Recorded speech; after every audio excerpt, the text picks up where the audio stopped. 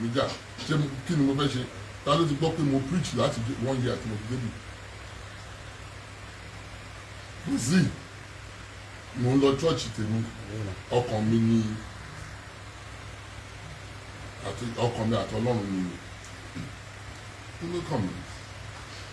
31 years mo fi ṣàlùfáà lọ́lọ́run tó sọ pé kí n wá jọba tọ́lọ́run bá fẹ́ kí n continue lọ́nà àlùfáà ṣáà á ní kí n wá jọba ni kò ní sọ bẹ́ẹ̀ Ọlọ́run ló sọ fún mi nígbà ìtìta fi bí mi rèé owó ló jẹ́ ń wà ìjọba Amẹ́ríkà ni mo wà I've been abroad for 30 years mo fi gbé ìlú ìgbóná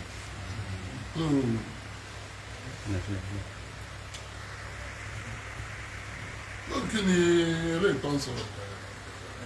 èmi ò já ìjà ìsìn o màmá tó jẹ́ bí bàbá mi mo ti sọ títí Muslim ni ní ilé kápẹ́ working distance ní síbi màmá tó bí bàbá mi mo fi jọba Muslim ni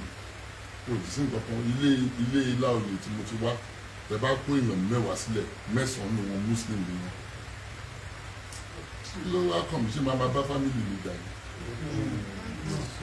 So gbogbo ilé ìta ń gbọ́ kò sí irọ́ ní gbogbo ọ̀dọ́ social media yẹn kò sí nǹkan tó jọ bẹ́ẹ̀ ọba ni mo wá jẹ lórí Christian Muslim àti oníṣẹ̀ṣe mo dẹ̀ ń sọ ìtẹ́ta jókòó léyìí kò ń ṣe ìtẹ́ Muslim ìtẹ́ àwọn oníṣẹ̀ṣe ni ẹni tó àwọn tó tẹ̀lé yìí oníṣẹ̀ṣe ni wọ́n àwọn ò dẹ̀ bá wa jà wọn bá wa jà wọn ò bú wa wọn ò ṣe nǹkan kan tó bá ń ṣe kíni wọn máa ń jókòó síbẹ̀ tó bá ń ṣe ọdún wọn ṣàn gbogbo máa jókòó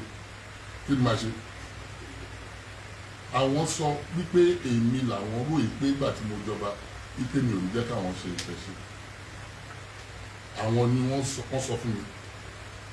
wípé àwọn ò mọ̀ pé máa jókòó pẹ̀lú àwọn wọ́n ń ṣòro kí ló kàn mí bébé ṣe nǹkan tó wù mí I won't come back to traditionalist I won't come back to Muslim I'm a Christian so kí ló kàn mí everybody ṣe tiẹ̀ kí nǹkan tí mo fi ṣe sùúrù òun ni pé wọ́n fẹ́ gbé lọ sí ìjà ẹ̀sìn láti ìjà ẹ̀sìn ìbẹ̀rẹ̀ la máa ń mọ àmọ́ ní ṣùgbọ́n parí ọ̀pọ̀lọpọ̀ nǹkan tí ìmáàmù mi sọ ó dùn mí bí egungun ọmọkọ̀dákẹ́ náà bá ní kò dùn àti February ló ti sọ November la mú yìí o 3 weeks ago lójú sọ pé èmi ọmọ aláìjọbẹ ni at my age at the level where I am in my life sábà ìgbà tí wọ́n bí ni mo jáde University of Ife 1982 ni mo jáde University of Ife 1986 87 ni mo kúrò ní mo ṣe masters ní U.S.A ó wá ń pè mí pé èmi wọn aláìjọbẹ tó já kó sáyà tó bá ní kò dùn mí rọ ni mo pa bọ́ kí ni mo fẹ́ ṣe kò sí ìgbà tá a fẹ́ kí ìlú wa dàrú nǹkan tó fẹ́ nìyẹn èmi ò dẹ̀ ní fún wọn ṣe I'm not going to allow it wọ́n gbé placard gbígbé pastor fẹ́ yọ ìmáà mo ní kí ni ọ̀rọ̀ ṣé mo fẹ́ fi bishop sílẹ̀ ní àwọn òpòlù tí wọ́n lọ́gbọ́n lórí ṣé Gabriel mo fẹ́ fi síbẹ̀ àbí ìlú ìjọ tọkùnrin yẹn wá mo ní tó bá sold out nobody will believe you that's the last time tèmi àti ẹ̀dọ̀ tó kò tàjọ sọ Isaac yẹn wà pẹ̀lú Isaac yẹn ni mo pè padà máa mi jáde mo ní Isaac padà mo ní ẹ lọ help ìmáàmù ẹ lọ help mo ní kò understand nǹkan tó ń ṣẹlẹ̀ mo sọ fún Isaac mo ní kò understand nǹkan tó ń ṣẹlẹ̀ ó sọ yìí pé àwọn family ó pé tóun bá fún un 20 million gbogbo wàhálà yẹn á tán mo ní kò ní ò understand ọ̀rọ̀ owó kọ́ lélẹ́yìí go and prove yourself that's what you know mo ní go and prove yourself the next thing tí mo fẹ́ náà ní kó gbé mi lọ sí court so first one ní láti prove pé ọmọdé ayélujára lò káwọn yẹn dẹ́gbà pé ọmọdé àwọn second ó sọ wípé ọba kọ́ ló ń fi ìmáàmù jẹ so aláti dúró kí ilé ẹjọ́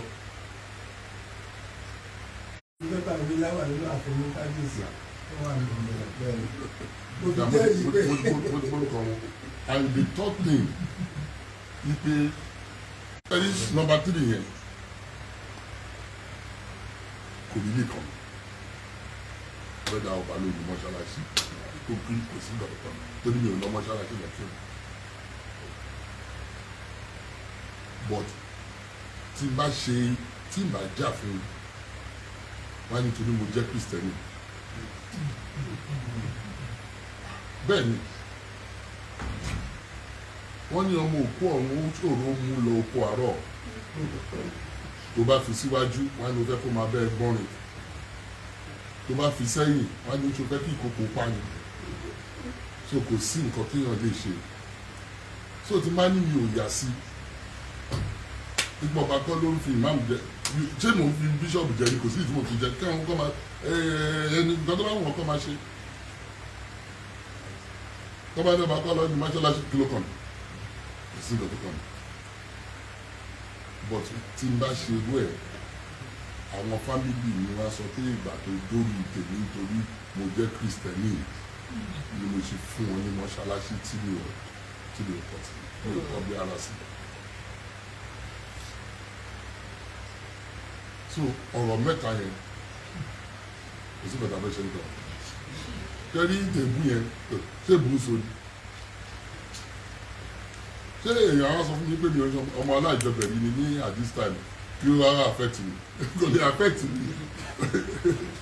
ọ̀nà tí mo ní ó jù yẹn lọ at all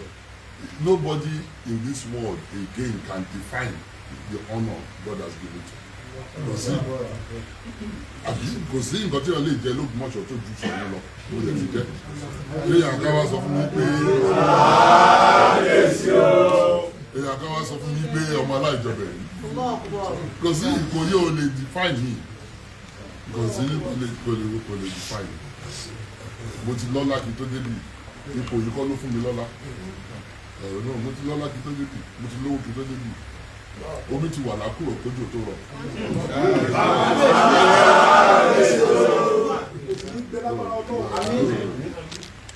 So ọ̀rọ̀ mẹ́ta yẹn tẹ́ bá wá solution ni aláṣẹ wá solution sí eléyìí tó ṣe pàtàkì jù òun ilé ayélujára òun ló ṣe pàtàkì jù èmi ò fẹ́ sọ findings tèmi fún mi nítorí mo fẹ́ kẹ́ lọ wo kẹ́ lọ find out fún wa yín I understand the other thing our court wọ́n ti sọ pé December 12 ni wọ́n máa hear ẹjọ́ yìí and nǹkan tó sọ ní pé Ṣọ̀ún kọ́ ló fòun jẹ tí adájọ́ bá sọ pé Ṣọ̀ún kọ́ ló fi jẹ tí wọ́n mi kò sí wàhálà pẹ̀lú kò sí lẹ́yìn ìmáàmù mi kọ́ mo ní ìdìbò mi ò ní wà lẹ́yìn ẹ̀kọ́ máa kírun àlàyé kò lè kírun mi ò lè gbà kò lè ìmáàmù ń wà níbí yóò táyé òun lè kírun kí n wà lẹ́yìn ẹ̀ o mi ò lè wà lẹ́yìn tẹ́lẹ̀ àti ìyẹn ò ní mi ò ní wà lẹ́yìn ò lè kò sí kó máa kéwù kí ikú máa yọ lẹ́nu. Àwọn those points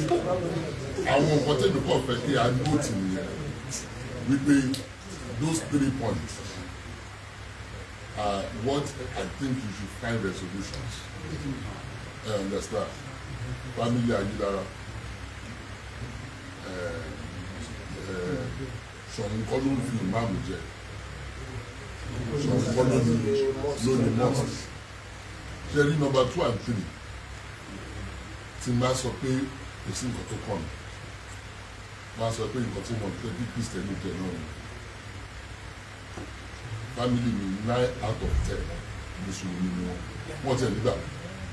ìgbégbà tó wá dórí mi ni mo á gbé mọ́ṣáláṣí sílẹ̀ so èmi ò mọ́lẹ́ ṣe máa ṣiṣẹ́ you understand ọkọ̀ ní kí n sọ fún yín ni o you understand let him try and I'm very serious I'm extremely serious you understand so pọ̀jọ́ mọ̀ ẹgbẹ́ tó bá withdraw case number 2 and 3 ó ti forí ṣọpọ́n ní kò sí need for it today because nǹkan tó challenge nìyẹn so if he says it's no more challenging it àbọ̀rọ̀ mi ò yé ní sà ṣé ọ̀pọ̀ tó wà.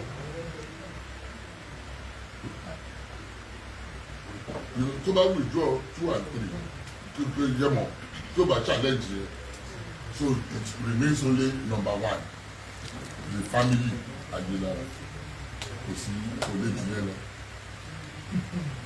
mi ò mọ̀ bóyá ọ̀rọ̀ mi yé yín sá number 2 and 3 court ta lọ court ló máa dissolve yẹn but ṣe àpótí bá withdraw case ẹ̀ ní court number 2 and 3 kò wà valid nítorí kò tó sọ nìyẹn so ó remain only 1 and you from Aguilara and it's for him to prove it nítorí òun ní gbogbo wàhálà yìí o I'm telling you èmi mọ̀ ọ̀gá táwọn ìmáàmù sọ fún yín but that is the bone of ibi tí wàhálà ti bẹ̀rẹ̀ nìyẹn o family Aguilara kò sí ojú yẹn lọ nítorí mi ò mọ nǹkan mi ò tí bá ní mo mọ nǹkan mi rọ mọ wa ìyẹn lè mí mọ̀ nítorí ìyẹn Aguilara gbé wá bá mi.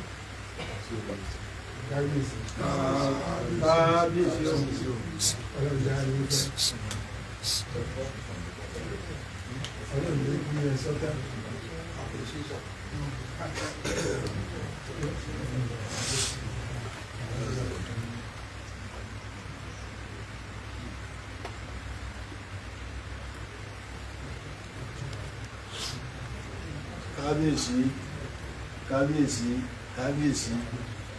a ti gbọ́ ọ̀rọ̀ àgbà lẹ́nu bàbá wa kábíyèsí Soun a dẹ̀ tún dúpẹ́ lọ́wọ́ wọn lẹ́ẹ̀kan sí gẹ́gẹ́ bí Sheikh wa kí ó gbàgbé ṣe dúpẹ́ pé pẹ̀lú notice kékeré pé tí wọ́n dẹ̀ ní ká máa bọ̀ torí pé nígbà tí wọ́n sọ pé mọ́kànlá láàárọ̀ la èmi mo ti gbà ṣùgbọ́n kó tó di pé Sheikh wa kí ó gbàgbé olùsọ pé kábíyèsí àwọn ibi tí a fẹ́ gbà tún ṣèkù àti pé àwọn kọ̀ọ̀kan adúgbò pọ̀ lórí ìkànnì kún tí ẹ kà wá pọ̀ yìí bá a ti wà ń bí ni bàbá president ń pè lọ ni wọ́n ń pè bọ̀ bẹ́ẹ̀ ni bàbá mòdìrò mọ́ríkàsì àwọn náà ń pè lọ wọ́n ń pè bọ̀ wọ́n ń béèrè fún báwo ló ṣe ń lọ sí kó tẹ̀yà sí pé àwọn náà wọ́n ń hùwà pẹ̀lú bá a ṣe ń ṣe yìí lẹ́ẹ̀kan sí àdúpẹ́ púpọ̀ pẹ̀lú kábíyèsí nígbà tí wọ́n sọ̀rọ̀ lẹ́ẹ̀kan wọ́n ní àwọn ọ̀tẹ̀ mọ̀ pé àwọn ní sùúrù pé ṣùgbọ́n àsìkò yìí làwọn ẹ̀kọ́ sọ fún wọn pé àwọn ní sùúrù kọ́lọ́n tó lè pèèyàn pé wá jọba Olúwa ti ní kí gbogbo nǹkan pé sí ní lára ọba tó pè yín náà ló ń tọ́ yín sọ́nà ọba tó pè yín náà ló dúró tì yín ọ̀pọ̀ náà ó sì máa bá yín ṣe ní gbogbo ọgbà a ti gbọ́ gbogbo àlàyé bàbá kábíyèsí a dẹ̀ ti kọ́ sílẹ̀ pẹ̀lú ògo Ọlọ́run a ṣiṣẹ́ lórí ẹ̀ a dẹ̀ jíṣẹ́ fún àwọn tí wọ́n jẹ́ àgbààgbà wa tí wọ́n bá wa ìmáàmù Ọ̀yọ́ state bàbá ìmáàmù Ògùn state bàbá ìmáàmù Ondo state Èkìtì state Ọ̀ṣun state àti bẹ́ẹ̀ bẹ́ẹ̀ lọ àti gbogbo àwọn àgbàlagbà tí wọ́n jẹ́ leader of imams and alphas ní ilẹ̀ Yorùbá lẹ́ẹ̀kan sí a dúpẹ́ ní ọwọ́ yín àgbà ni ó ń gbà ẹ̀dẹ̀ fi wọ̀n wáyé pé àgbà ni gẹ́gẹ́ bí tí àfáà wa sọ ní lẹ́ẹ̀kan inú ààfin náà ni a ti wé láwàní inú ààfin láti wé láwàní fún ìmáàmù wa Dr. Toliat Ayélára níjọ́ náà lọ́hùn tí n bá ṣe ẹnu ọ̀nà tó wà lọ́hùn ni ẹnu ọ̀nà tó wà bẹ́ẹ̀ níjọ́ náà gíláàsì tí wọ́n sún báyìí ni ó fọ́ níjọ́ náà èmi wà nú ẹni tí wọ́n yàn pé kó dúró kó wé láwàní bẹ́ẹ̀ ni bàbá wa tí wọ́n jókòó tí wọ́n dúró yìí ó tàbí bíi márùn-ún tí n bá ṣe àti Dr. Kebiru Mustapha àti Dr. Bari wọ́n wá sójú bàbá ìmáàmù Ìbàdàn so láti lè sọ pé ọba kọ́ ni ó fi òun jẹ lè mọ́mù ó rújú púpọ̀ nítorí pé ó ṣojú gbogbo wa àdẹ̀wà ní ibẹ̀ so ààfin Ṣọ̀ún ni a ti wé aláwà ní ìjọ náà so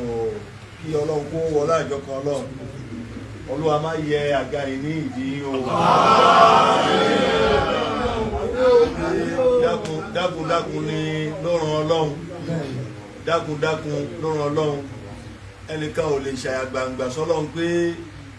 mo ní ṣàgbàǹgbà yìí ohun tí n bá fẹ́ ní ó ṣe rárá o àwọn tó ń ṣe tiẹ̀ lọ́wọ́ gan wọ́n sì ń sun pé Ọlọ́run o má ṣe mí o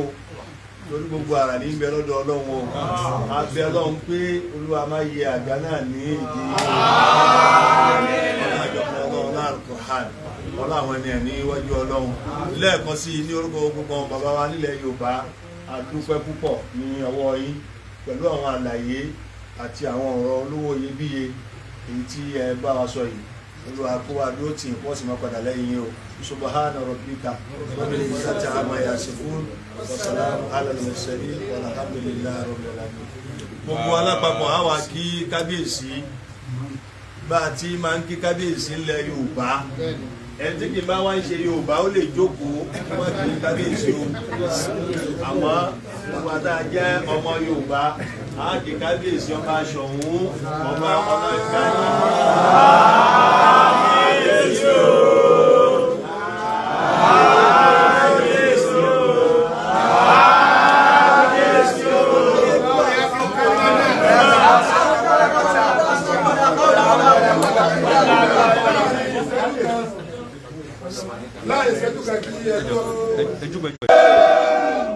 Amada Tijani Ayédára authentic wọ́n bá wa fi àdúrà sin gbogbo àwọn bàbá ìsojú ọ̀nà Ọlọ́run jẹ́ kí ẹ̀sìn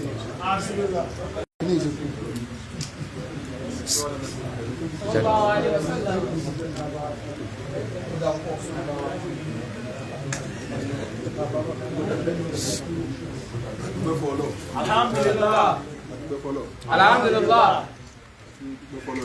Alhamdulillah rabbil alamin. Àwọn ìgbìmọ̀ tí wọ́n dìde wá tí wọ́n sojú Islam ní ìlú Ogbomoso àkìrí káàbọ̀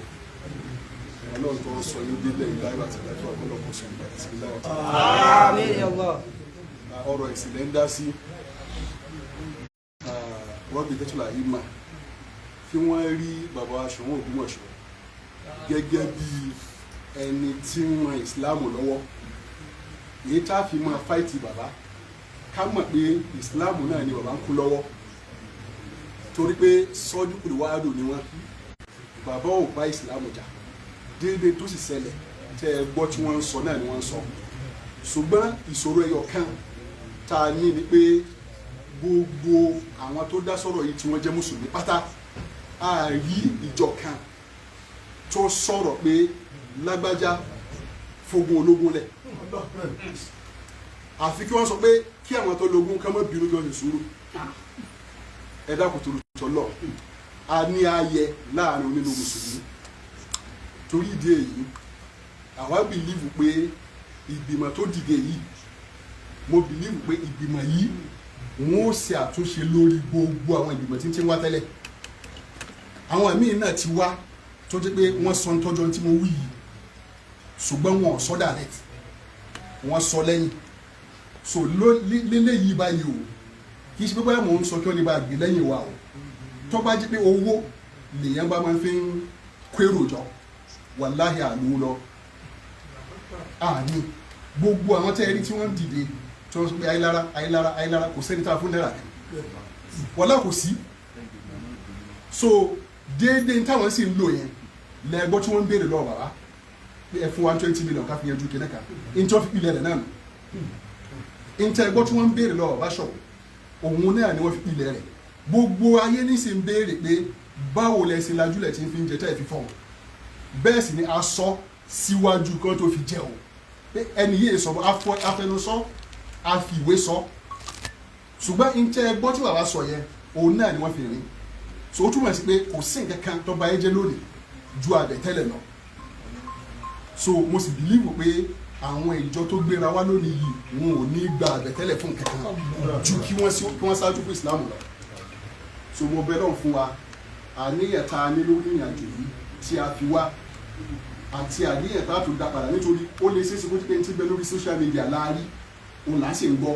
ṣùgbọ́n àgbọ̀ wúlẹ̀wúlẹ̀ ọ̀rọ̀ àṣìmọ́ déédéé òkodoro ọ̀rọ̀ tí ń bẹ́ẹ̀ òun náà la sì ti gbọ́ lónìí nítorí kò sọ̀rọ̀ rẹpẹtẹ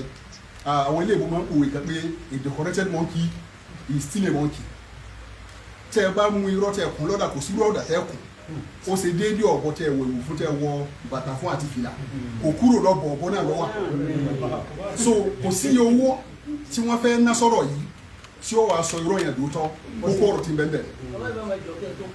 Náà. Ẹ rí ìjọ tó wà wákàwá yìí. Ọlọ́run gbàdúrà Ọlọ́run kẹwàá. Ẹ rí àwọn bàbá tó gbé wa dìde. The President League of Imam and Alfa. Bàbá wa tó yẹ pé wọ́n jẹ́ àwọn president Ìmọ̀mù Èkìtì. Tábà wo bọ́lá ṣe kẹ́ wọn tẹ́ bá débi tí wọ́n wà. Kódà ẹ rò pé president Nàìjíríà ni wọ́n ní. Bàbá wa Secretary General bí akẹ́yìn náà bá join pẹ̀lú wa tó bá yá ẹ mọ̀ ìpè Ọlọ́run kẹ́ wa. Èmi tí mo join my daddy is a Grand Mufti of Yoruba land before. Tó ti eyín òun náà Ọlọ́run kẹ́ gan. Tẹ́wọ́n àwọn bàbá tó jókòó ìbáṣe wọ́n yà kankan yìí ẹ lọ mọ́tò tá a gbé wá náà olóṣèlú ìgbérú mọ́tò tá a gbé wá kò sówó kátẹ́nìkan fẹ́ fà wá táwọn àfi wá bíbá yìí àmọ́ táwọn wá fún bàbá mọ̀dínrún ní báńkàzì ni wọ́n lọ sọ àwọn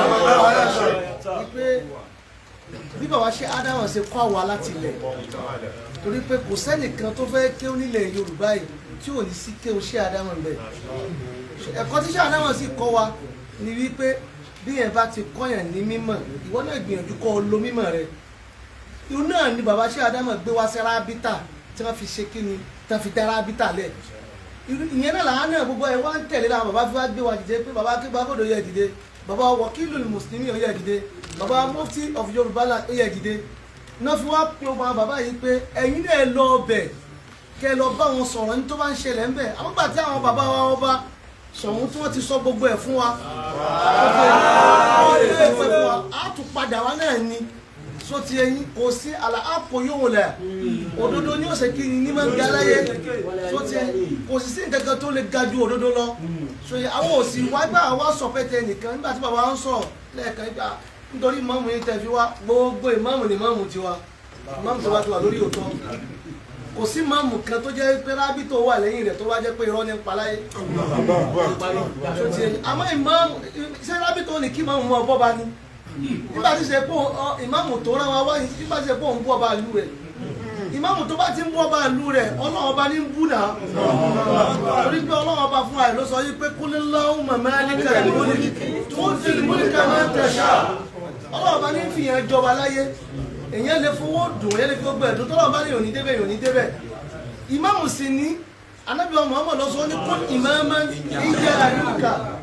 gbogbo aráàlú bá sọ pé òun ò fẹ́ ìmáàmù tí màá bá lò bá wà ń bẹ̀ ń tẹrẹ ẹni wọ́n máa ń fi ìmáàmù jẹ ní ìmáàmù kan ní ṣe kí ni ní fara ẹ jẹ sotí ẹni táwa wá fún oní Islam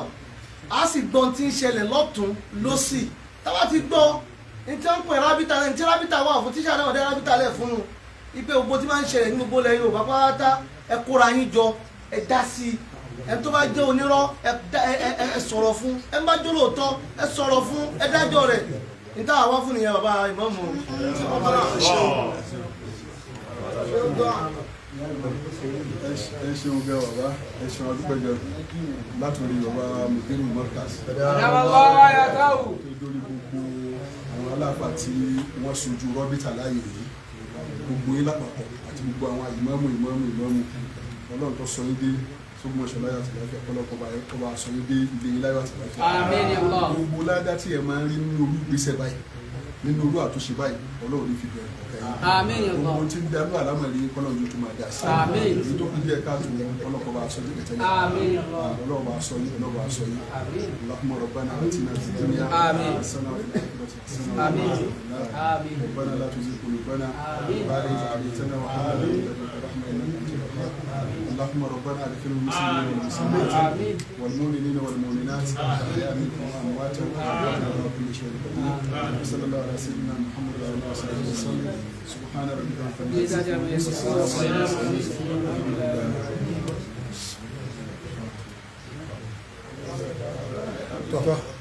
fọ́tò Assalamu alaikum ẹ jẹ́ ká bá bàbá yà.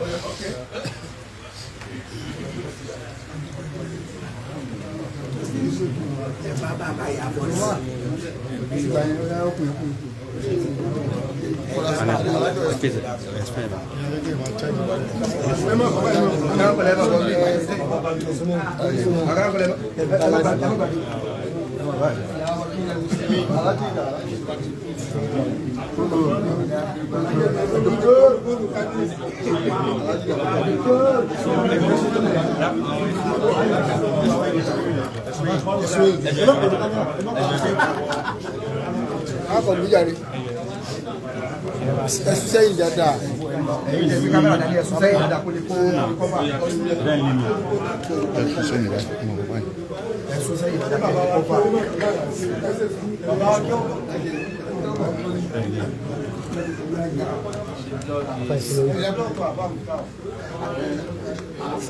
ẹ jẹ́ ká yà ọ́ ẹ̀yẹ súnmọ́ ẹ̀yẹ kúmẹ̀ náà. Akéwù. One more.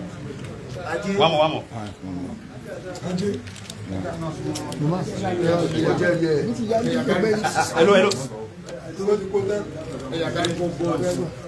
Ẹ máa gbà ní sábà ọ̀sẹ̀ tó bá ti jà ń bí.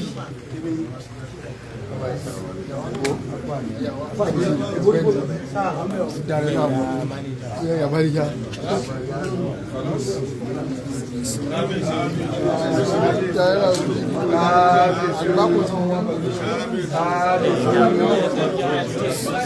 Bukan dia punya. Soun agora eu vou botar.